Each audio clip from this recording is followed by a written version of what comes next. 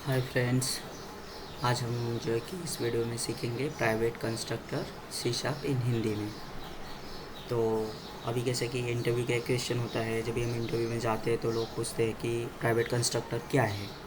तो इसमें हम लोग सीखेंगे कि प्राइवेट कंस्ट्रक्टर एक्चुअली में होता क्या है, और कैसे है कि ये वीडियो आप एंड तक देखेंगे तो आपको सब पता लग जाएगा कि प्राइवेट कंस्ट्रक्टर क्या होता है, what is use of private constructor. और प्राइवेट कंस्ट्रक्टर हम लोग इसका एक एग्ज़ाम्पल लेंगे, जिससे कि आपको प्राइवेट कंस्ट्रक्टर के बारे में अच्छे से पता हो जाएगा कि प्राइवेट कंस्ट्रक्टर इम्प्लीमेंट कैसे करते हैं।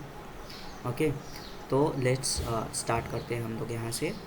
कि अब पहले जानते हैं कि प्राइवेट कंस्ट्रक्टर अभी अपनी हम लोग का, जैसे कि हम लोगों के दिमाग में एक रहता है कि जब भी हम इंटरव्यू में जाते हैं तो हम लोग उस टाइम पे बात करते हैं कि प्राइवेट कंस्ट्रक्टर क्या चीज़ें हैं। तो प्राइवेट कंस्ट्रक्टर क्या चीज़ें हैं उसके बारे में जानने के लिए हमें क्या है कि हम इंटरव्यूअर को बोलते हैं कि भाई प्राइवेट कंस्ट्रक्टर ये है, प्राइवेट कंस्ट्रक्टर वो है। अगर हम सेटिस्फाइड आंसर नहीं देते इंटरव्यूअर को तो क्या है कि उसमें अपने को एक प्रॉब्लम क्रिएट हो जाती है कि प्राइवेट कंस्ट्रक्टर वो मतलब उसको लगता है इंटरव्यूअर को कि ये बंदे को प्राइवेट कंस्ट्रक्टर के बारे में कुछ अच्छे से पता नहीं है, मतलब इसका उट्स कॉन्सेप्ट वीक है। ओके, तो ये सब बातों को हम लोग इस वीडियो में क्लियर करते हैं। तो सबसे पहले होती है कि प्राइवेट कंस्ट्रक्टर। अभी जैसे कि बहुत सारे लोगों को पूछा जाता है कि प्राइवेट कंस्ट्रक्टर क्या होता है, तो वो लोग प्राइवेट कंस्ट्रक्टर बता नहीं पाते क्योंकि ये इंटरव्यू का मेन क्वेश्चन होता है। तो पहले हम जान लेते हैं कि प्राइवेट कंस्ट्रक्टर क्या होता है।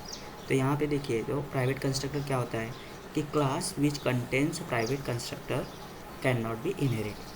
अब जो क्लास रहती है हमारी, अगर वो प्राइवेट कंस्ट्रक्ट कंटेंस करती है तो उसको हम इनहेरिट नहीं कर सकते।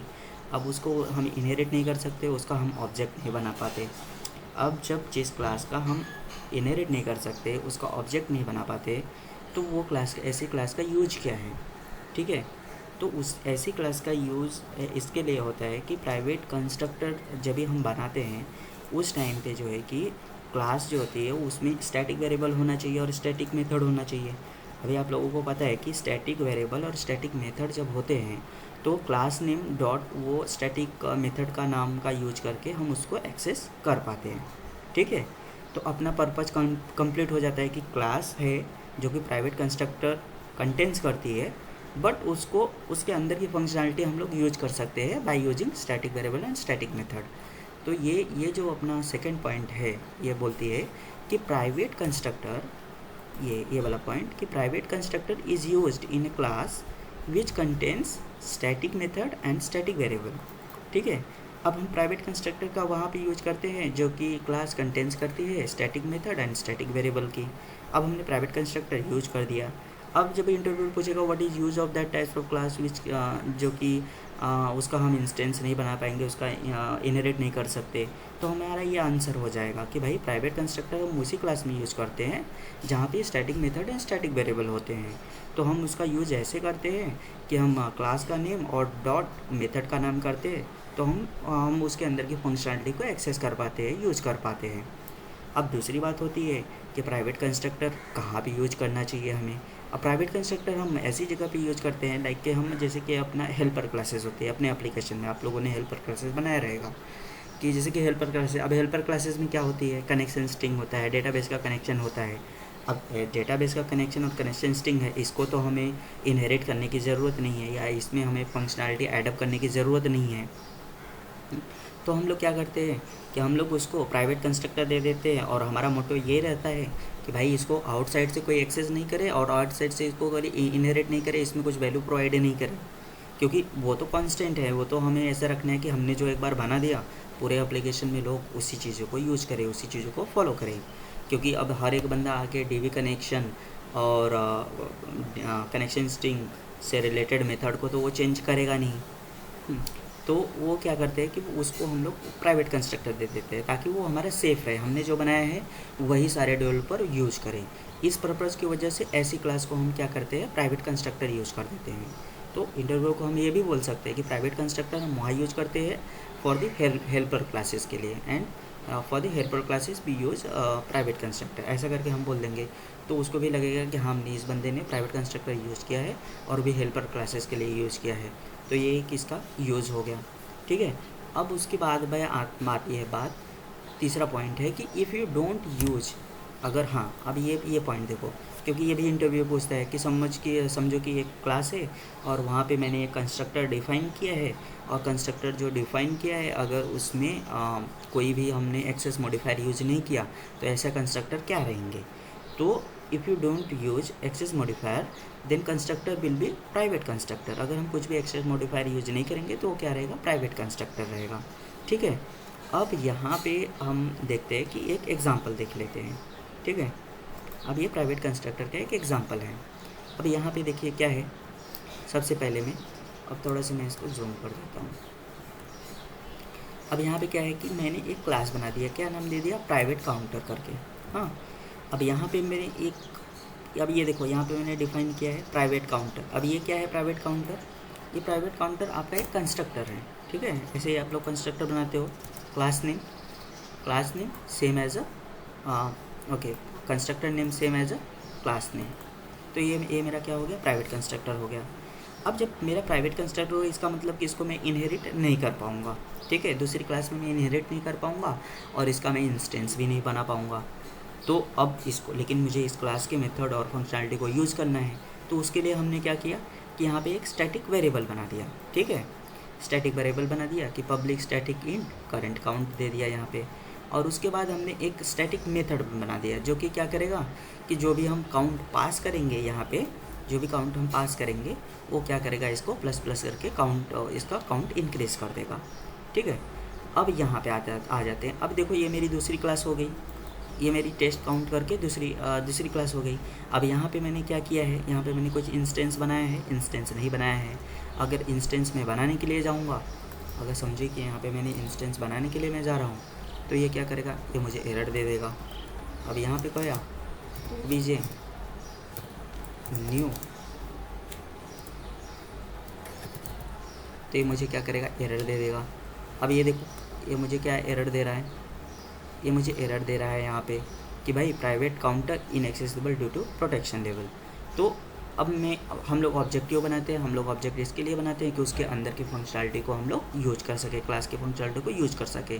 लेकिन हमने प्राइवेट कंस्ट्रक्टर दिया है तो हम लोग ऑब्जेक्ट नहीं बना सकते और ऑब्जेक्ट के थ्रू उसके मेथड को एक्सेस नहीं कर सकते। तो इसके लिए हमारी क्लास क्या कंटेंट्स करती है, हमारी क्लास कंटेंट्स करती है स्टैटिक मेथड और स्टैटिक वेरिएबल। अब हमें पता है कि स्टैटिक मेथड और स्टैटिक वेरिएबल को हम लोग class name dot static variable कर दिया। अब class name dot static variable से मैंने 1 पास कर दिया। अब यहाँ पे क्लास नेम, अब मुझे क्या है, मुझे जो क्लास मेरी कंटेंट्स करती है, ये वाली क्लास मेरी कंटेंट्स करती है प्राइवेट कंस्ट्रक्टर। अब मुझे यूज करना है इस मेथड को। अब इस मेथड को मैं कैसे यूज़ करूँगा, इसको यूज करने के लिए मैं क्या करूँगा कि अपना क्लास का नेम दे दिया और ये मेथड का नेम दे दिया जो कि स्टैटिक मेथड है। अब स्टैटिक मेथड को हम लोग ऐसे ही एक्सेस करते हैं कि क्लास का नेम दे दो, मेथड का नाम दे दो, वो जो है कि कॉल हो जाता है। अब ये कॉल हो जाएगा यहाँ पे। अब कॉल होने के बाद ये क्या करेगा, डायरेक्ट जंप करेगा इस मेथड के ऊपर जंप करेगा और इसका काउंट जो है कि ++1 कर देगा।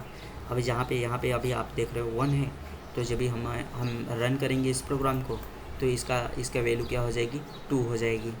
ठीक है, अब उसकी वैल्यू क्या हो जाएगी, 2 हो जाएगी। अब यहाँ पे ये देखो, यहाँ पे मैंने करंट काउंट को प्रिंट करवाया हुआ है। तो अगर जैसे कि हम लोग मेथड एग्जीक्यूशन अगर देखते हैं, तो जैसे कि अब यहाँ पे मैंने एक डिबगर पॉइंट रख दिया। अब सबसे पहले वो कहाँ पे जंप होगा, सबसे पहले वो यहाँ पे जंप होगा। अब यहाँ पे जैसे कि अब हमने रन कर दिया, इसको रन किया तो वो क्या किया, वो मेन मेथड में तो आएगा। अब मेन मेथड में आया, मेन मेथड में आने के बाद वो क्या करेगा, इंक्रीमेंट काउंट पे जाएगा। अब उसको क्या है कि मेथड एक्सेस करना है। अब मेथड एक्सेस करने के लिए उसने यहाँ पे मेथड एक्सेस कर दिया और ये देखो न्यू काउंट 2 कर दिया उसने।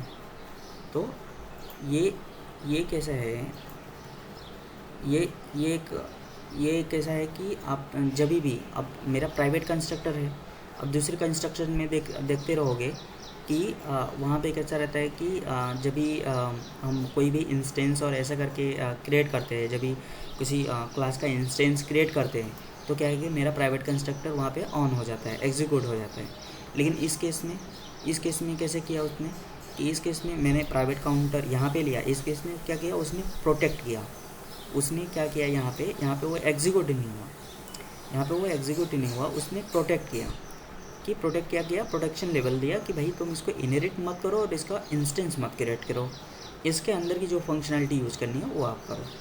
ठीक है, तो ये वीडियो अपने को ये प्रूफ देता है कि प्राइवेट कंस्ट्रक्टर जो क्लास कंटेंट्स करती है उसका हम ऑब्जेक्ट नहीं बना सकते और उसको हम इनहेरिट नहीं कर सकते। बट स्टैटिक मेथड और स्टैटिक वेरिएबल से जिसमें जो क्लास में कंटेंट्स होती है वहीं पे हम प्राइवेट कंस्ट्रक्टर देते हैं और उसके अंदर का मेथड को जो है कि हम class name dot static method से हम लोग एक्सेस कर सकते हैं। यही है प्राइवेट कंस्ट्रक्टर। अब प्राइवेट कंस्ट्रक्टर ये भी क्वेश्चन आता है कि प्राइवेट कंस्ट्रक्टर कहाँ कहाँ पे यूज़ करते हैं।